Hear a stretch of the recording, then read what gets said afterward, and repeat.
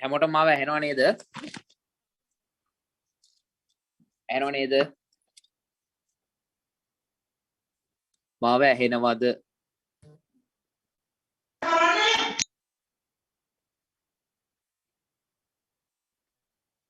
ඇහෙනවද නැද්ද කියලා විතරක් මට කියන්න කවුරු හරි. ඇහෙනවා සර්. හරි. පුතේ ඉස්සෙල්ලම දෙයක් කියන්න ඕනි. පොඩ්ඩක් නෙවෙයි.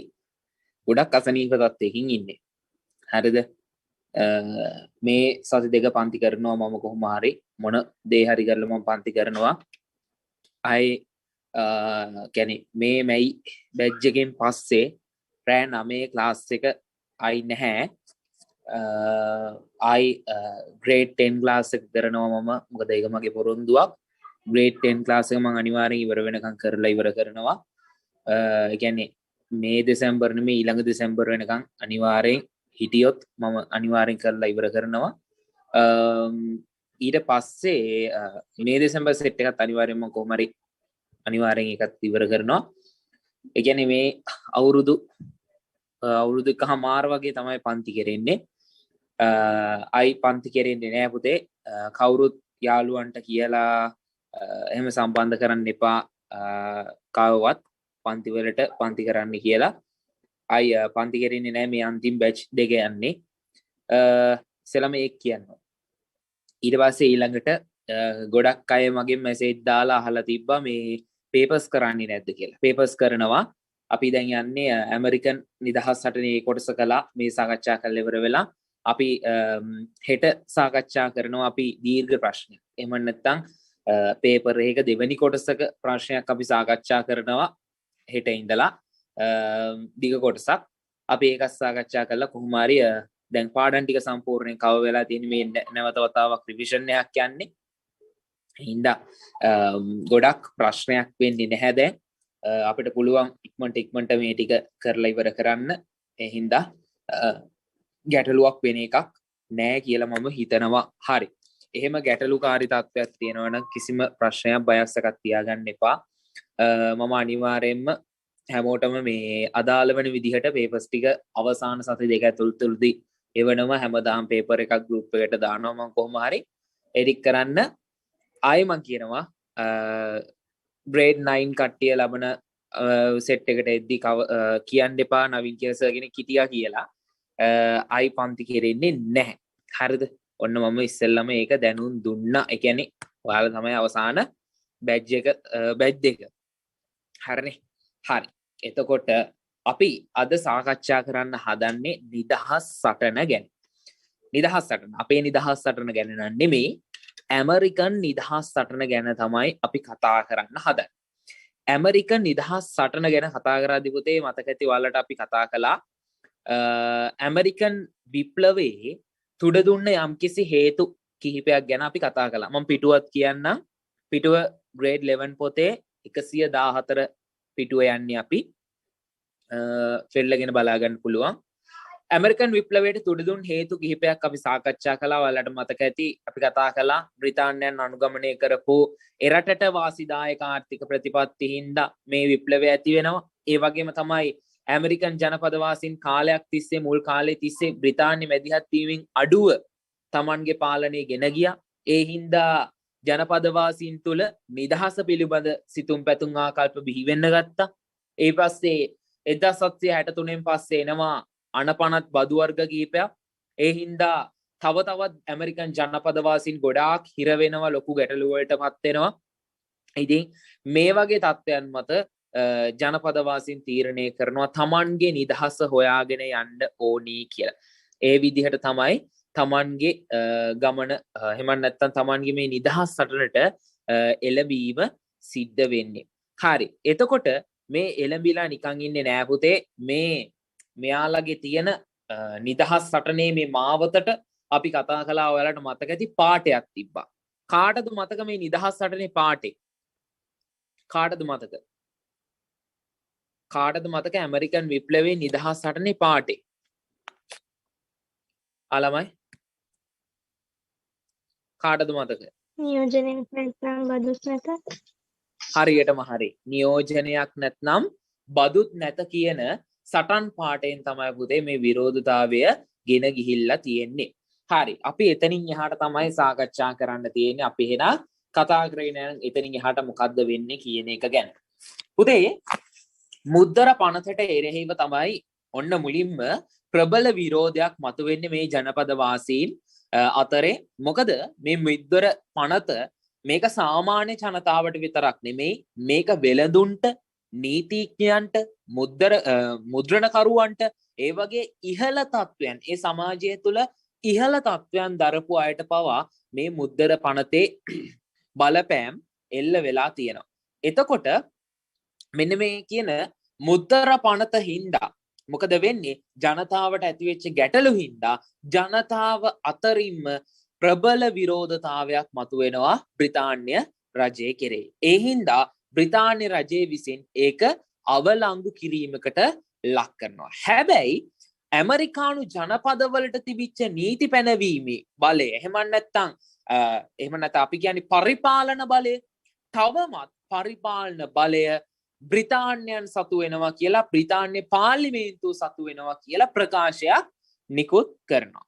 එතකොට මේ මුද්දර බද්ද වගේ තියෙන ඍජු බද්දවල් ඒ වගේම තමයි මේ ඇමරිකන් ජනපදවාසීන් කියන්නේ ජනතාව මේ තේරුම් ගන්නවා මේ බ්‍රිතාන්‍ය රජය කරන්නේ තමන්ව රවට්ටන එක. මේ එක දෙයක් කරලා එක දෙයක් වහන්න හදන්නේ. හරියට නිකන් අපේ නේද?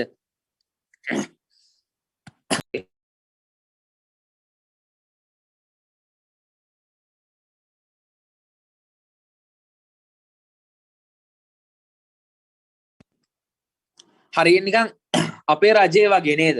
එක දෙයක් කරන්නේ දේවල් ගොඩක් වහන තත්ත්වයක් උදා වෙලා තියෙනවා ඒගොල්ලන්ට. ඉතින් පුතේ මොකද වෙන්නේ මේ මුද්දර කියන ඍජු බදු මේ බදු වලට ඇමරිකන් ජනතාව විරුද්ධත්වයේ පාන හින්දා තමයි අර බ්‍රිතාන්‍ය රජය අර වගේ දේවල් කරේ. හැබැයි එයාලා ඒක තහනම් කරාට මොකද්ද කළේ?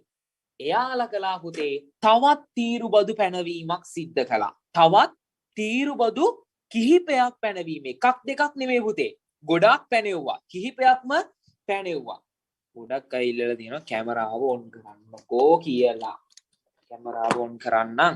මම ගොඩාක් අසනීපෙන් ඉන්නේ. හරි මම ඔන් කරන්න. හරි ඔව් ඉන්න. හරි. කමන්නේ. හරි.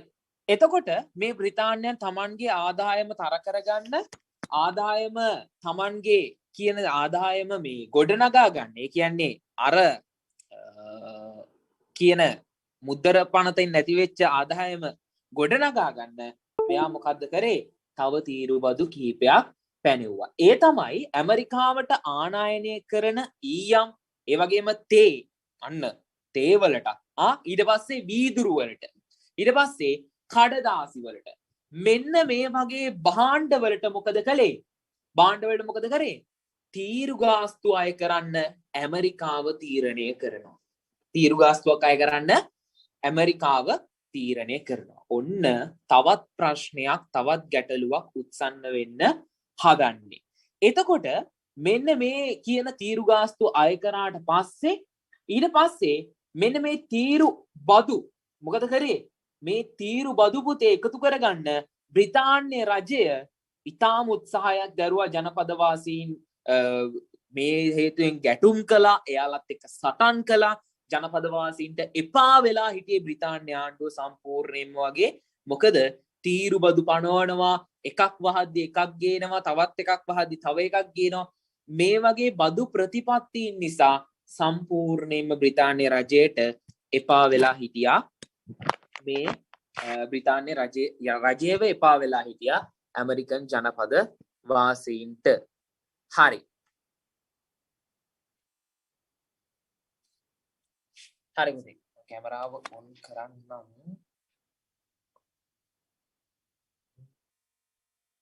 ප්‍රශ්නත් දාලා තියෙනවා මම උත්තර දෙන්නම් ඒවට.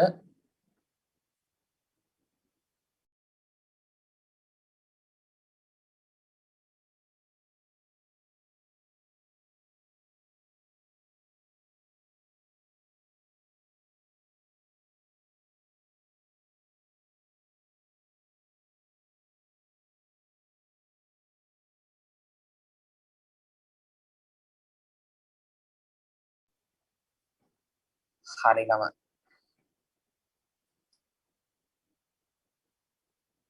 හරි. මම හිතනවා මාව පැහැදිලි ඇති කියලා. ටිකක් පොදු වෙලා ඇති. හරි. මට පැහැදිලි ඇති කියලා. හරි. එතකොට හරි. එතකොට පුතේ මෙන්න මේ කියන මේ තීරු බදු හේතුවෙන් තමයි මේ හැම දෙයක්ම වෙලා තියෙන්නේ. හරි. ඊට පස්සේ අපි කතා කරමු මේ හින්දා ඇති වෙච්ච ගැටලු මොනවද කියලා. මේ හින්දා පුතේ ගොඩක් යුදමය වාතාවරණයක් ඇති වෙනවා ඇමරිකාව තුළ. ඒ වගේම තමයි බ්‍රිතාන්‍යය තුලත් යුද්ධයක් ඇති වෙනවා. මොකද බ්‍රිතාන්‍යයේත් මේ වෙද්දී ප්‍රංශයත් එක්ක ලොකු ගැටලුවක් තිබ්බා නේද? ගැටලුව ඉවරයි කියලා කිව්වට ඉවර නෑ. මොකද ඇමරිකාව ගන්න තව ගොඩාක් රටවල් මේ වෙද්දී පොර කකා හිටියානේ.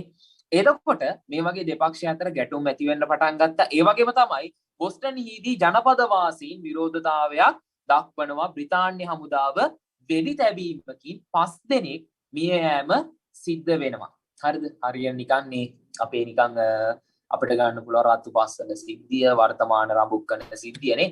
ඒ වගේ ගන්න පුළුවන් නේ. හරි. එතකොට ඒ වගේ හේතුන් නිසා තමයි වෙඩි තැබීමකට ලක් කරලා බ්‍රිතාන්‍ය හමුදාව විසින් වෙඩි තැබීමකට ලක් කරනවා. ඉතින් මේ දේ ඉතාම ඇමරිකානු ජාතින් ඉතාම පිළිකුල් ලෙස හෙලා දැකීමකට ලක් කරනවා. ඒ හින්දා බ්‍රිතාන්‍ය විරෝධී හැඟීම් හැම වෙලාවෙම ජනපද වාසීන් තුල මතුවෙන්න ගන්නවා පුතේ. බ්‍රිතාන්‍ය විරෝධී හැඟීම් ජනපද වාසීන් තුල මතුවෙන්න ගන්නවා. ඉතින් මේ බ්‍රිතාන්‍ය විරෝධී හැඟීම් එක්ක මොකද කරන්නේ?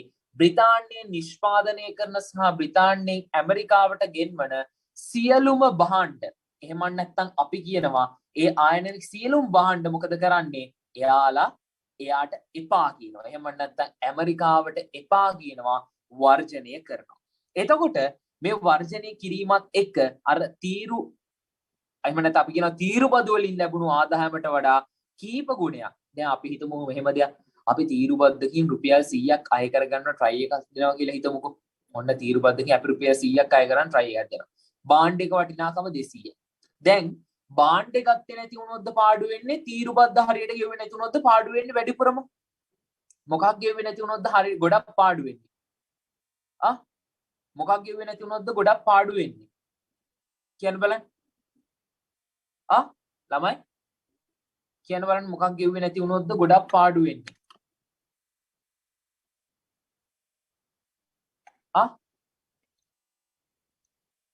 කියන්නකෝ ළමයි. අන්න හරිය. ඔව්.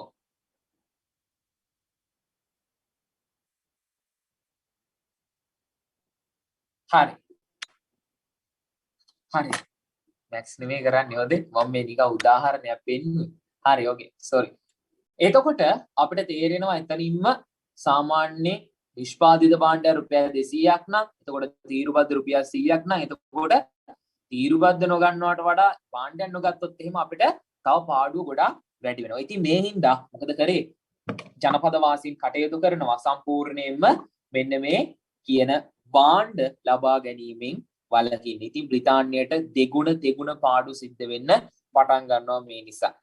1770 වර්ෂයේ වෙද්දී තේ බද්ද තියේදී අනෙක් සියලුම බදු තීරු බදු අහෝසි කිරීමකට ලක් කරනවා. ඒ වගේම තමයි තේ බද්ද තවදුරටත් ක්‍රියාත්මක කරේ ලාභයක් ලබා ගැනීම අරමුණින්. අපි දන්නවා අපේ රටේ තියෙන ඔය වගේ බදු කිහිපයක් නේ. තවමත් ලාභ ලබා ගැනීමේ අරමුණින් කඩවත් බද්ද සිද්ධ වෙනවා නේද? කඩවත් බද්ද ගොඩක් සිද්ධ වෙනවා. ඊට පස්සේ ඔය වගේ බදු වර්ග අතීතයේ ඉඳලා එන බදු වර්ග ගොඩාක් තවමත් ක්‍රියාත්මක වෙනවා. ලාභයක් ලබා ගැනීමේ අරමුණින් තමයි මේ හැම දෙයක්ම ක්‍රියාත්මක වෙන්නේ.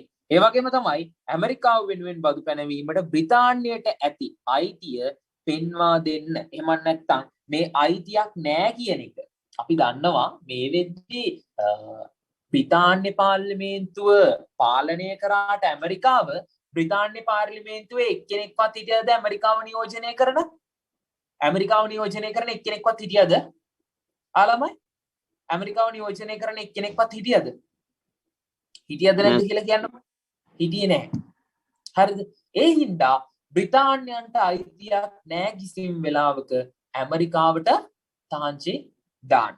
1773 වර්ෂයේ බ්‍රිතාන්‍ය පැන වූ තවත් පනතකින් ඇමරිකන් ජනපදවලට තේ සැපීම පිළිබඳ තනි අයිතිය එක සමාගට පැවරීම සිද්ධ වෙලා තියෙනවා. ඒ වගේම තමයි ඒ හින්දා ඇමරිකන් වෙළඳුන්ගේ සාම්ප්‍රදායික තේ වෙළඳාමට හරිද? සාම්ප්‍රදායික තේ වෙළඳාමට මොකද වෙලා තියෙන්නේ? තනිකර මරු පහරක් එල්ල වෙලා තියෙනවා. හරි. එතකොට මට දැන් කියන්න බලන්න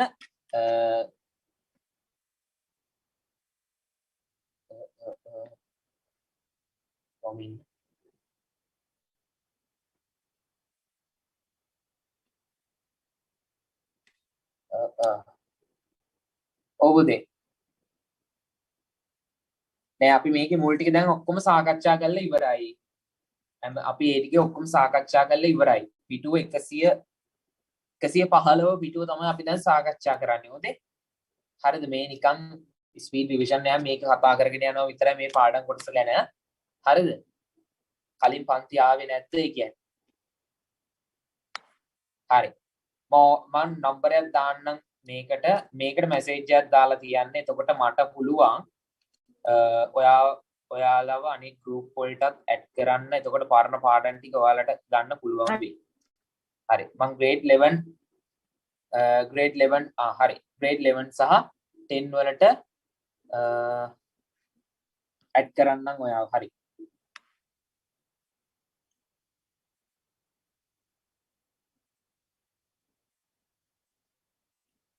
හරි පුතේ. ඔන්න නම්බරේ දාලා තියෙන්නේ.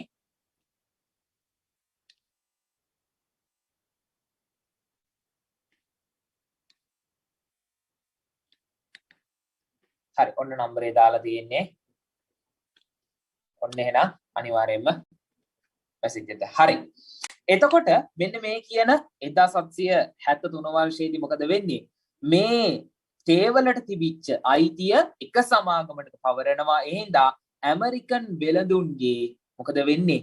ඇමරිකන් වෙළඳුන්ගේ සාම්ප්‍රදායික තේ වෙළඳාමට දැඩි පහරක් එල්ල වෙනවා. ඉතින් මේ හින්දා ගොඩක් කලබල වෙනවා ඇමරිකානු බ්‍රිතාන්‍ය වෙළඳ සමාගම් ගොඩාක් කලබල වෙනවා. ඒ හින්දා ඇමරිකාවට තේ ගොඩ බැහිම එහෙම නැත්නම් තේ ඇමරිකාවට ගෙනහල්ලා ගොඩ බැස්සීම සම්පූර්ණයෙන්ම අවහිර කිරීමකට ලක් කරනවා. අන්න දැන් අපි එන ඔන්න ලස්සන කතාවකට ඒ තමයි බොස්ටන් තේ සාදය. දැන් ගොඩක් අය හිතාවේ නැති මේ බොස්ටන් තේ සාදය කිව්වට පස්සේ නේද? තේ කෝප්පයක් තියාගෙන නේද? වටේ මේසෙත් තියාගෙන ලස්සනට ඉන්න එකක් තමයි බොස්ටන් තේ සාදය කියන්නේ. එහෙමයි කියලා හිතාගෙන මේ ඇති. හරිද? එහෙම දෙයක් නෙමෙයි පුතේ බොස්ටන් තේ සාදය කියලා කියන්නේ. බොස්ටන් තේ සාදය කියලා කියන්නේ වෙනස්ම දෙයක්. අපි බලමු දැන් මොකද්ද මේ බොස්ටන් තේ සාදය කියන්නේ. වැදගත් පුළුවන් නම් කෙටි සටහනක් හරි දාගන්න නැත්නම් ඉරක් හරි ගහලා තියාගන්න ගොඩාක් වැදගත්. 1773 දෙසැම්බර් මාසයේදී බොස්ටන් වරායේ නවත්තලා තිබිච්ච තේ නැවකට දෙස් වලාගෙන බොස්ටන් වැසියන් කිහිප දෙනෙකු ඇතුල් වෙනවා. හරිද? එතකොට ඒ වරායේ නවත්තලා තිබ්බ නෞකාවකට මොකද කරන්නේ? බොස්ටන් වැසියන් කිහිප දෙනෙක් වෙස් වලාගෙන ඇතුල් වීම සිද්ධ වෙනවා. ඒකේ තිබිච්ච ඒ නෞකාවේ ගෙනහල්ලා තිබිච්ච තේ පෙට්ටි 342ක්. කීයද? 342ක් මුහුදට විසික් කරලා දානවා. ඕක තමයි අපි කියන්නේ බොස්ටන් තේ සාදය කියන්නේ. එහෙම නැතුව කට්ටියක් එකතු වෙලා ආතල් එකක් අරගෙන තේ එකක් ගහලා ඉන්න එකට නෙමෙයි. හරිද? ඔන්න එහෙනම් දැන් දන්නවා බොස්ටන් තේ සාදය කියන්නේ මොකක්ද කියලා. හරි. මට කවුරු හරි කියන්න බලන්න බොස්ටන් තේ සාදේ මොකද්ද වර්ෂය? මොකද්ද වර්ෂය බොස්ටන් තේ සාදේ? අලමයි වර්ෂය මොකද්ද? 73 දෙසැම්බර්. අන්න එහෙම කියන්න ඕනේ. 1773 දෙසැම්බර්. මට කියන්න බලන්න කොහොමද මේ බොස්ටන් තේ සාදේ වෙන්නේ? පාටියක්ද? නැත්නම් මොකද වෙන්නේ? බොස්ටන් වරාය නවතා තිබුණු නැවකට බොස්ටන් වැසියන් වෙස්සලාගෙන ගිහිල්ලා තිබ්බ තේකොළ පෙට්ටි 342ක් මුහුදට දානවා. අන්න හරි. අන්න ඒක තමයි වෙන්නේ. හරි. අපි බලමු එතනින් ඉඳලා මොකද්ද වෙන්නේ කියලා. හරි. පුතේ ඊට පස්සේ මේක තමයි බොස්ටන් තේ සාදය කියලා මේක රට වටේම එහෙම නැත්නම් අපේ ඉතිහාසයට එකතු වෙන්නේ සම්පූර්ණයෙන්ම මේ බොස්ටන් තේ සාදය කියලා. හරි. එතකොට පුතේ මේ බොස්ටන් තේ සාදය මේ විදිහට වෙච්චාම මේක තමයි ඇමරිකානු විප්ලවයේ එහෙම නැත්නම් ඇමරිකානු නිදහස් සටනේ ආරම්භක අවස්ථාව විදිහට හඳුන්වන්නේ. හරිද? ඔන්න ඇමරිකානු විප්ලවයේ ආරම්භක අවස්ථාව එහෙනම් මොකක්ද? මෙන්න මේ කියන බොස්ටන් තේසාදය. ඉතින් මොකද කළේ?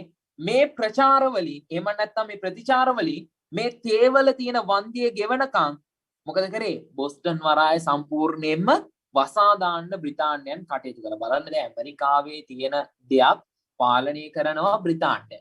හරිද? මලපයින් නැද්දනේ? මලපයින්නවනේ ඕනම කෙනෙක්ට. එතකොට ඒ වගේම තමයි විවිධාකාරයේ නීති පනවලා ජනපද වාසීන්ගේ අදහස් සලකන්නේවත් නැතුව. ඒ කියන්නේ ඒ රටේ ජීවත් වෙන මිනිස්සුන්ගේ අදහස මොකක්ද? අපි මේ දේ ක්‍රියාත්මක කරනවට කැමතිද කියන දේවත් අහන්නේ නැතුව මොකද කළේ පුතේ? මොන නගරවලද? මොන ජනපදවලද? මැසචුසෙට්ස් සහ ජෝර්ජියාව කියන ජනපදවල පාලනය ප්‍රතිසංවිධානයක්. ඒ කියන්නේ තියෙන තත්ත්වය මතින් තවත් තැනකට වෙනස් කරනවා. හරිද? අන්න ඒ දේ. හරිද? පුතේ මට තප්පරයක් දෙන්න.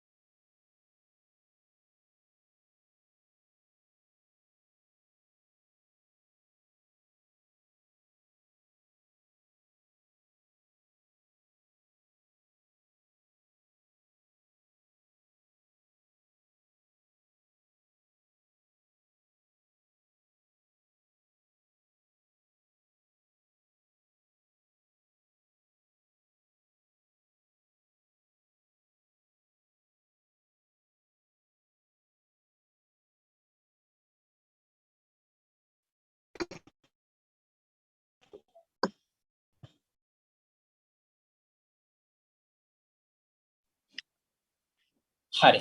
sorry. හරි විදිහට. එතකොට මෙන්න මේ කියන ජනපදවල පාලනය ප්‍රතිසංවිධාන කරන්න මෙයාලා තීරණය කරනවා. ඒ වගේම තමයි බ්‍රිතාන්‍යයන් ඊටාම දැඩි මර්ධනකාරී ප්‍රතිපත්තියක් අනුගමනය කරනවා පුතේ මේ ජනපද වාසීන්ව නවත්තන්න. 1774 දී ෆිලඩෙල්ෆියා කියන නගරයේ මොකද කරන්නේ? රැස් වෙලා සම්මේලනයක් පවත්වනවා මෙන්න මේ කියන ජනපද වාසීන් එකතු වෙලා. මේක තමයි ඇමරිකානු විප්ලවයේ ඉතිහාසයට එකතු වෙලා තියෙන පළවෙනි මහද්වීපික සම්මේලනයේ විදියට හඳුන්වන්නේ. ඔන්න ඉරි කෑල්ලක් ගහලා තියාගත්තට කිසිම පාඩුවක් නැහැ. ෆිලඩෙල්ෆියා කියන නගරයේ තමයි රැස් වෙලා සම්මේලනයක් තියලා තියෙන්නේ. හරිද? ඔන්න ඕක ඉරි කෑල්ලක් ගහගන්න දැම්ම හයිලයිට් පාරක් දාගන්න දැම්ම.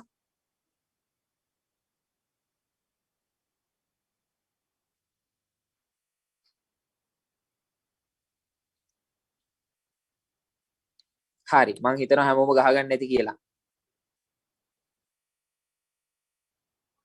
හරි. ඕකේ. අපි බලමු. එතකොට මේ විදිහට මේ ප්‍රථම මහද්වීපික සම්මේලනය තියලා ඉවර වෙලා බලාපොරොත්තු වෙන්නේ මොකක්ද කියලා. මේක තමයි ඇමරිකානු නිදහස් සටනේ වැදගත්ම අවස්ථාව බවට පත් වෙන්නේ. ඇමරිකානු නිදහස් සටනේ වැදගත්ම අවස්ථාව තමයි එහෙනම් මෙන්න මේ කියන ෆිලඩෙල්ෆියා කියන සම්මේලනයේ පැවැත්වීම. එතකොට ජනපද 12ක නියෝජිතයන් මේ සමුළුවට සහභාගී වෙලා තියෙනවා තමන්ගේ කොටස වෙනුවෙන්. තමන්ගේ කොටස කියන්නේ මොකද්ද පුතේ?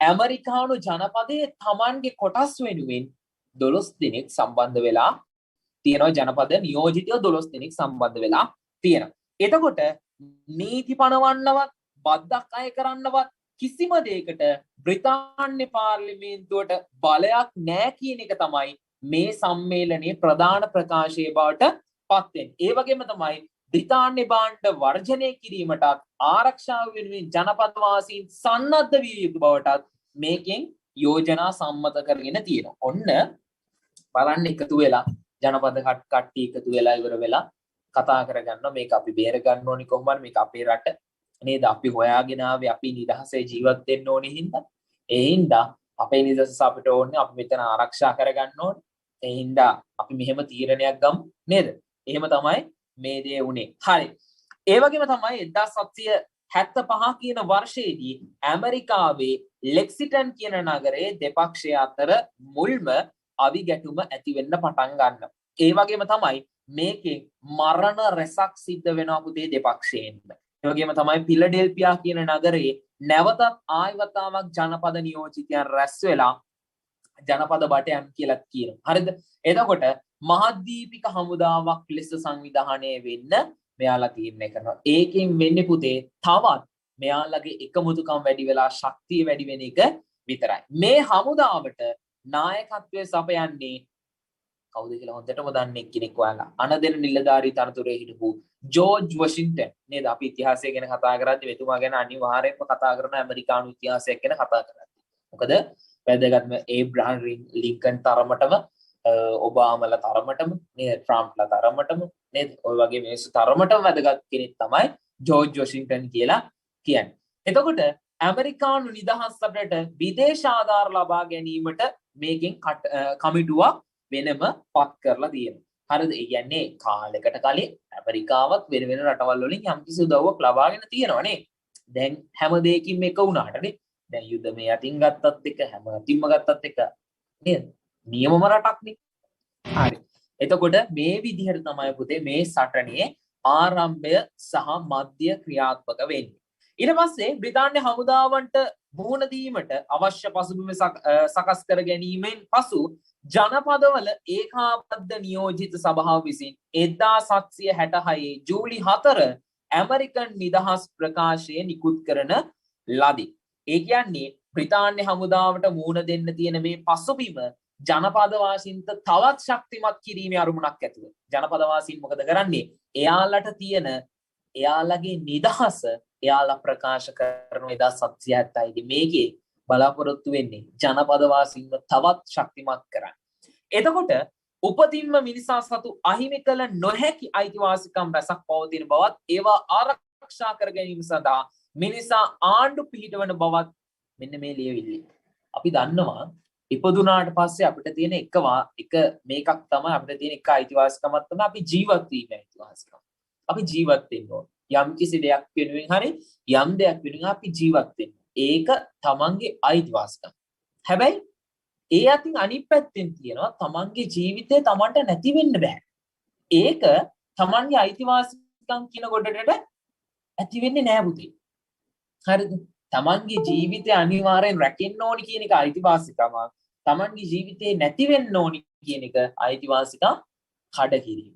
නේද? අයිතිවාසිකම් කඩ කිරීම. දැන් අපේ මූලික මානව අයිතිවාසිකම් ගැන මම කියලා දුන්නා මතක ඇති මේ ළඟදී. නේද? ඒකේ ලස්සනට පරිච්ඡේදවල කියලා දීලා තියෙනවා. එහෙම කැඩුනොත් එහෙම මොකද්ද වෙන්නේ කියන දේ ගැන නේද? ඒ වගේ නීති ටිකක් මම ළඟදී කියලා දුන්නා ලංකාවේ තියෙන. හරි. එතකොට මෙන්න මේ කියන ලියවිල්ල තමයි මේ ඇමරිකාව බ්‍රිතාන්‍ය අධිරාජ්‍යයෙන් වෙන් වෙලා නිදහස් අධිරාජ්‍යයක් විදිහට ප්‍රකාශයට පත් කරන ලියවිල්ලක් තමයි මෙන්න මේ 1776 දී මේ නිදහස් ප්‍රකාශයේ වශයෙන් එළි දැක්වීම සිද්ධ වෙන්නේ. ඒ කියන්නේ සියලුම ඇමරිකාවේ ඉන්න සියලුම දෙනා තනි ස්වාධීන රටක්. බ්‍රිතාන්‍යයන්ට කිසිම අයිතිවාසිකමක් නැහැ කියන එක මෙන්න මේ ඒකාබද්ධ නියෝජිත සභාවෙන් ජනපද ඒකාබද්ධ නියෝජිත සභාවෙන් තීරණය කරන ලියවිල්ලේ දක්වලා තියෙනවා. හැබැයි බ්‍රිතාන්‍යෝ ඇමරිකා එක්සත් ජනපදයේ මේ කියන කිවිසුම ලියකිවිල්ල පිළිගන්නවද? පිළිගන්නේ නෑ පුතේ. මොකද කරන්නේ? ඇමරිකාවේ යුද්ධයක් ඇති කරනවා, සටනක් ඇති කරනවා මෙන්න මේ කියන ඇමරිකානු ජනපද ටික අල්ලා ගැනීම සඳහා. ගැටුම් වසර කිහිපයක් තියෙනවා. සටන ආරම්භ වෙලා සාමාන්‍ය මුල් වසර දෙකක් ඇතුළත බ්‍රිතාන්‍ය හමුදාව ජයග්‍රහණ කිහිපයක් ලබා ගන්නවා. හැබැයි පස්සේ වෙද්දී බ්‍රිතාන්‍යයන්ගේ සටන් අසාර්ථක වෙනවා. මොකද අපි දන්නවා බ්‍රිතාන්‍යය ඒ වෙද්දී ගොඩාක් සටන් වලට ප්‍රංශයක යුද්ධයක පැටලිලා හිටියා නේද? සත් අවුරුදු යුද්ධයත් එක්ක පැටලිලා හිටියා. ආගමික ගැටුම් ඇති වෙනවා යුරෝපය තුල. එතකොට ඒ වගේ දේවල් හින්දා යුරෝපයට දැඩි අසහනකාරී තත්ත්වයක් ඒ යුරෝපය තුල උදා වෙලා තිබ්බා බ්‍රිතාන්‍යයන්ට. ඉතින් ඒ වගේම තමයි සතමුන් දහස් ගාණක් පුරුදු නැති දන්නේ නැති ප්‍රදේශයකට ගිහිලා සටන් කරන්න සිද්ධ වෙන හින්දා බ්‍රිතාන්‍ය සෙබළුන්ට ඊටාම දුෂ්කරතාවල් වලට මුහුණ දෙන්න සිද්ධ වෙලා තියෙනවා. ඉතින් මේ හින්දා මොකද වෙන්නේ? මොකද වෙන්නේ? මෙන්න මේ කියන සටන් අතරතුරේදී තව දෙයක් වෙනවා. ඒ තමයි ප්‍රංශය මෙච්චර කාලයක් ඇමරිකාව අල්ලගන්න try කරද්දී ප්‍රංශය මොකද කරන්නේ මේ අවස්ථාවේදී? ප්‍රංශය මේ අවස්ථාව ප්‍රයෝජනයට අරගෙන පුතේ ප්‍රංශය ඇමරිකාවට උදව් කරන්න තීරණය කරනවා. අන්න ප්‍රංශය ඇමරිකන් හමුදාවට සහාය දීමට ඉදිරිපත් වෙනවා. ඊට පස්සේ ඉස්පාඤ්ඤ ඕලන්දය කියන අය බ්‍රිතාන්‍ය විරෝධී පිළට එකතු වෙනවා. ඒ කියන්නේ ඇමරිකාවත් එක්ක එකතු වෙලා බ්‍රිතාන්‍යයන්ට පහර දෙන්න පටන් ගන්නවා. හරිද? දැන් ඕක හොඳටම කරන්න උත්සාහ කරේ ජර්මනියේ හිට්ලර්. හරිද? ජර්මනියේ හිට්ලර් ගොඩාක් උත්සාහ කරා තනි කරගන්න. හරිද? රුසියාව තනි කරගන්න උත්සාහ කළා. හරිද? රුසියාව තනි කරගන්න ගොඩක් උත්සාහ කරා. නමුත් අවසානයේදී ඒක ව්‍යාප්ත වෙනවා. මොකද ඇමරිකාව සහයෝගයට එනවා, බ්‍රිතාන්‍ය සහයෝගයට එනවා, ප්‍රංශය සහයෝගයට එනවා. ඒ හින්දා ඒක ව්‍යාප්ත වෙනවා. ඊට පස්සේ ඔයාලට මතක ඇති පළවෙනි ලෝක යුද්ධය.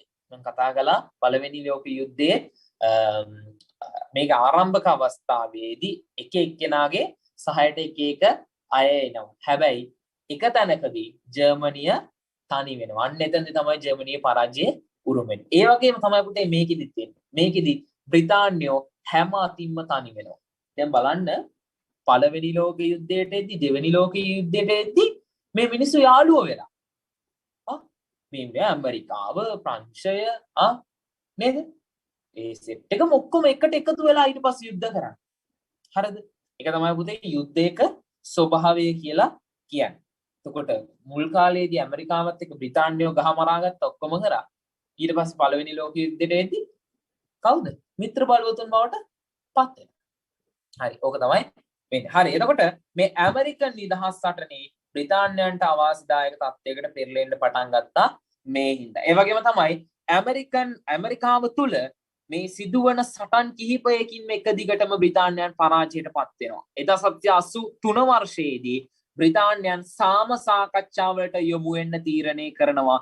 මොකද එයාලට තේරෙන්න ගන්නවා මෙතනින් එහාට මේ කරන්නේ බොරු වැඩක් කියන එක. ඉතින් මේ සාම සාකච්ඡාවලට 1783 දී අත්සන් කරලා පැරිස් සාම ගිවිසුමෙන් ඇමරිකාව නිදහස් ස්වාධීනව ජාත්‍යන්තර වශයෙන් පිළිගැනිච්ච රාජ්‍යයක් බවට පත් කරනවා. ඔන්න පුතේ ඇමරිකන් නිදහස් සටනේ එහෙම නැත්නම් මේ ඇමරිකාව යන විප්ලවය ඇමරිකාව ගෙන ගිය තමන්ගේ නිදහසේ තමන්ගේ මාවතේ තමන් ඒක ජයග්‍රහණය කරනවා.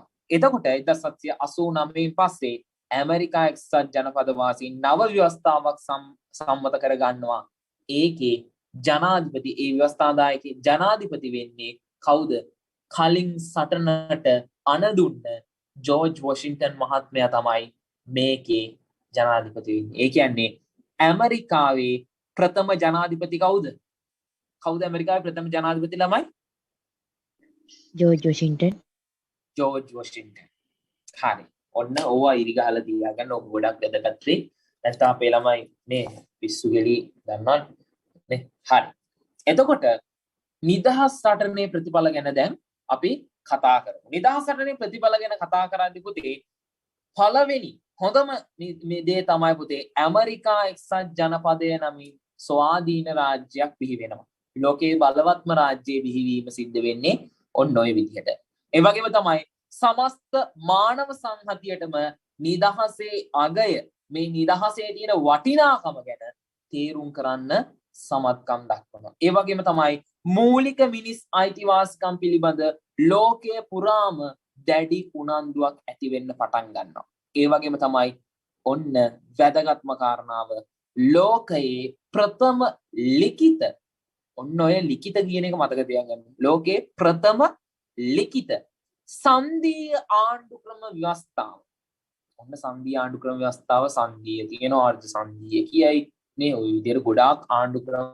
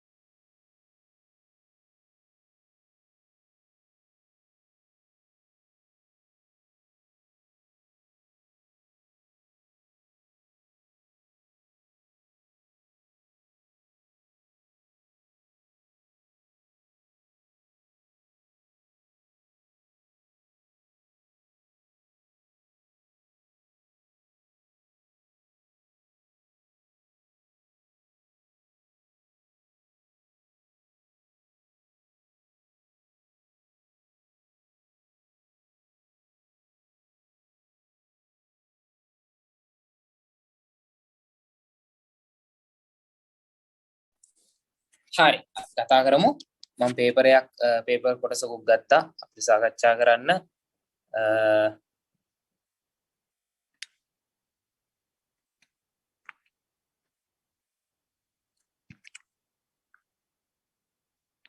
හරි මම පේපර්ස් කොටසකුත් ගත්තා අපි සාකච්ඡා කරමු මේකත් පොඩ්ඩක් ඔන්න එහෙනම් ලෝකයේ ප්‍රතිම ලිඛිත සංදීය ආණ්ඩු ක්‍රම ව්‍යවස්ථාවක් බිහි වෙන්නේ මේකෙන් තමයි හරි මම ඔයාලට පොඩි පේපර් එකක් දාන්නම් දැන් බලන්න try කරලා ඒකට උත්තර කිහිපයක් හරි ලියා ගන්න පුළුවන්ද කියලා මම අහනවා ප්‍රශ්න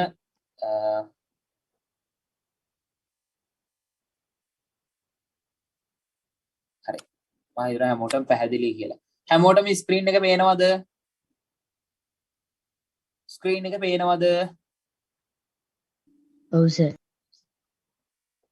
මට ළමයි වැහෙන්නේ හරි හැමෝටම ස්ක්‍රීන් පේනව නේද දැන්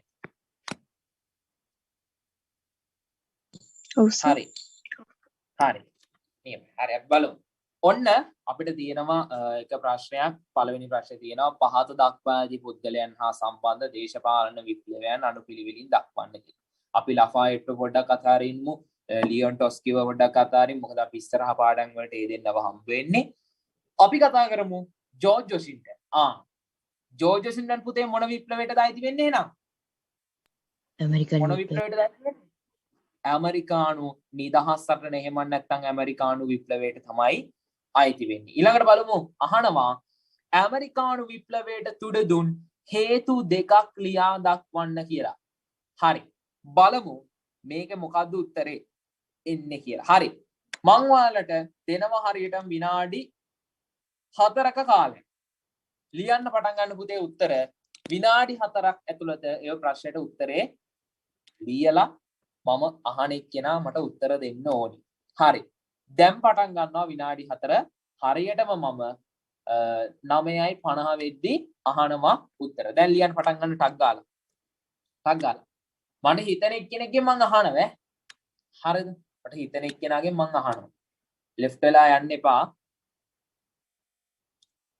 left වෙලා යන්න එපා. මේ බයි එතකොට නිකන් බයයි වගේ නේද? වෙලා යන්නේ නැතුව උත්තර ලියන්න පටන් ගන්න මොකද ඔයාලා දැන් උත්තර ලියන්න දැනන් ඉන්න ඕනි කොහොමද උත්තරයක් ලියන්නේ කියලා දැනන් ඉන්න ඕනි නේද ඒ හින්දා උත්තර ලියන්න පටන් ගන්න ටක් ගාලා ඉක්මන් කරන්න හරි ලේසි ප්‍රශ්නයක් ඇමරිකානු විප්ලවයට තුඩ දුන් හේතු දෙකක් අහන්න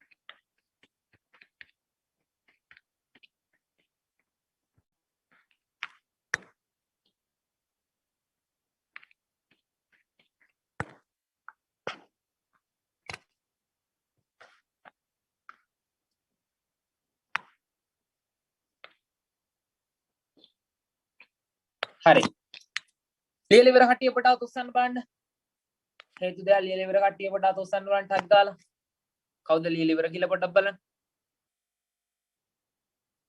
අනේ අත උස්සමුකෝ ඉක්මනට කවුද ලියලා ඉවර හරි ශාස්මී ඉවරයි නිලක්ෂා ඉවරයි තරිඳු ඉවරයි හරි නිලක්ෂා කියමුද බලන්න පොඩ්ඩක් උත්තරේ ඔයා ලියපු එක අනිත් අය අත උස්සන් ඉන්න නිලක්ෂා කියන්න පුළුවන්ද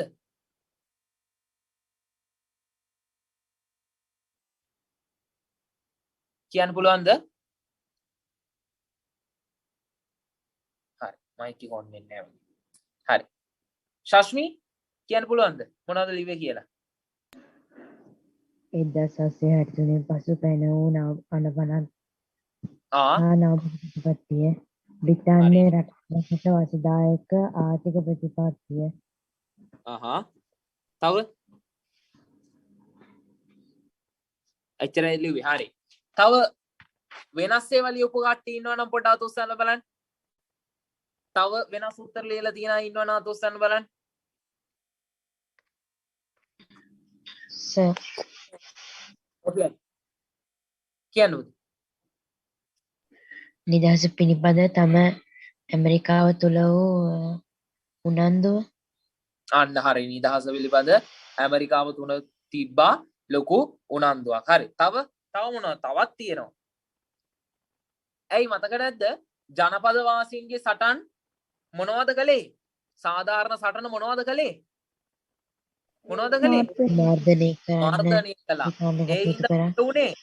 ඒ හින්දා තව තවත් ඇමරිකානු ජනපද වාසීන්ට නිදහස පිළිබඳ හැඟීම් වෙන්න පටන් ගත්තා නේද හරි ඊට පස්සේ තව මොනවද ඇයි මතක නැද්ද මුල් කාලය තුලදී ආකල්ප බ්‍රිතාන්‍යන්ට තේරුනේ නැහැ ඇමරිකානුවන්ගේ අන්න හරි අන්න ඒ වගේ දේවල් හින්දා හරි එහෙනම් ගොඩක් හොඳයි හරි එහෙනම් අපි නැවතත් හෙට හම්බ වෙමු හෙට අපි දීර්ඝ ප්‍රශ්න සාකච්ඡා කරනවා ඉන්න මොකද ගොඩක් අයට තවම දීර්ඝ ප්‍රශ්න ලියා ගන්න බෑ අපි හෙට දීර්ඝ ප්‍රශ්නයක් අපි ලියන විදිහ සාකච්ඡා කරමු දීර්ඝ ප්‍රශ්න ලියන විදිහ සාකච්ඡා කරලා ඉවර වෙලා එතකොට ඔයාලට තවත් පැහැදිලි වෙයි කොහොමද අපි දීර්ඝ ප්‍රශ්න ලියන්නේ ස්ට්‍රක්චර් එක මොකක්ද ස්ට්‍රක්චර් එකේ වටිනාකම තාම කවුරුත් මෙතන දන්නේ නැහැ මම දන්නවා ඒක අපි හෙට සාකච්ඡා කරන්නේ එහෙනම් ස්ට්‍රක්චර් එකක් කොහොමද උත්තරයේ ස්ට්‍රක්චර් එකක් ගොඩනගන්නේ ස්ට්‍රක්චර් එකට අදාළව කොහොමද